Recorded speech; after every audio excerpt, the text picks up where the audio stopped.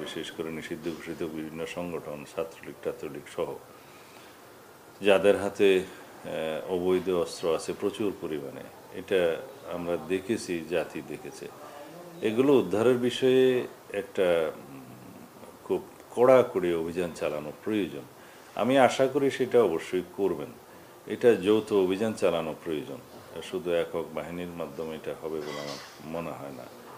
তো সেটা আশা করছি খুব শিগগিরই হবে, কারণ এই অবৈধ অস্ত্র যদি মাঠে থেকে যায় তাহলে নির্বাচনের সময় একটা বিশৃঙ্খল পরিস্থিতি সৃষ্টির পায় তারা পতিত ফ্যাসিস্ট শক্তি করতে পারে, এটা একদম উড়িয়ে দেওয়া যায় না। তা আমি আহ্বান জানাবো অন্তর্বর্তীকালীন সরকার,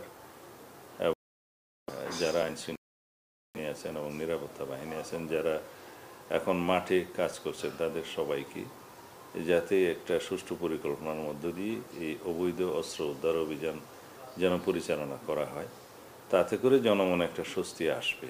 এই কার্য আমার মনে হয় চলছে, তবে আমাদের কাছে ততটা বেশি দৃশ্যমান হচ্ছে না। এটা আরও শক্তিশালীভাবে করা দরকার।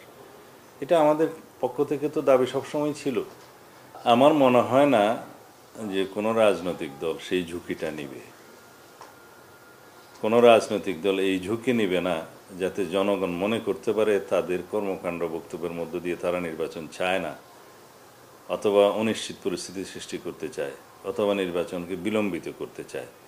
এই রকম যে কোনো রকমের ধারণা যদি জনগণ পায় কোনো রাজনৈতিক দলের কর্মকাণ্ডের কারণে, তাহলে মানুষ, জনগণ তাদেরকে দায়ী করবে গণতন্ত্রে উত্তরণের জন্য বাধা হিসাবে। তো সেই ঝুঁকি কোনো রাজনৈতিক দল নিবে এটা আমার মনে হয় না। হয়তো তারা এখন মাঠে বক্তব্য বিবৃতি দিয়ে বিভিন্ন কৌশলগত কারণে যেটা তারা প্রকাশ্যে বলতে চায় না সেটা হয়তো ইনিয়ে বিনিয়ে বলার চেষ্টা করছে। হয়তো মাঠের বক্তব্য দিয়ে তারা একটা চাপ সৃষ্টি করতে চাচ্ছে, কিন্তু মনে হয় না তারা প্রকৃত অর্থে নির্বাচনকে বয়কট করতে চায়। আমার মনে হয় না যে একটি নতুন রাজনৈতিক দল এবং আর দুটো রাজনৈতিক দল যারা এই বক্তব্য মাঠে দিচ্ছে, বিভিন্ন বক্তৃতা বিবৃতিতে দিচ্ছে, তারাও এই নির্বাচনকে বয়কট করার মতো কোনো সিদ্ধান্ত নেবে সেটা আমার কাছে মনে হয়।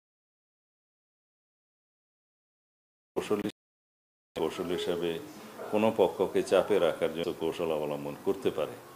তবে আমি আহ্বান জানাবো যে বৃহত্তর স্বার্থে, জাতীয় স্বার্থে, দলীয় ক্ষুদ্র স্বার্থের ঊর্ধ্বে উঠে আমরা যেন সবাই এই গণতান্ত্রিক উত্তরণের পথে সহযোগিতা করি, যাতে একটি জাতীয় সংসদের সুষ্ঠু সুন্দর নিরপেক্ষ নির্বাচনের মধ্য দিয়ে